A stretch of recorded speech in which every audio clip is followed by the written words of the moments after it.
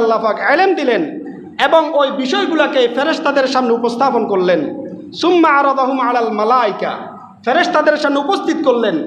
এরপরে ফেরেশতাদেরকে বলেন ফাকালা আম্বিউনি বিআসমাইহা উলাইন কুনতুম সাদিকিন, ও ফেরেশতারা বলো দেখি এই জিনিসগুলোর নাম কি, যদি তোমরা তোমাদের দাবিতে সত্যবাদী হও এই জিনিসগুলোর নাম বলে দাও। তখন ফেরেশতারা বলেন ক্বালু সুবহানাক লা ইলমা লানা ইল্লা মা আল্লামতানা ইন্নাকা আনতাল আলিমুল হাকীম।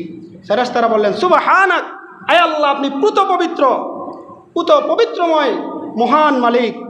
লা ইলমা লানা, আমরা কিছুই জানি না, ইল্লা মা আল্লামতানা, তবে আপনি আমাদেরকে যা কিছু জানাইছেন আমরা শুধু এগুলাই জানি। ইন্নাকা আনতাল আলিমুল হাকীম, নিশ্চয়ই আপনি প্রজ্ঞাময় মহাজ্ঞানী।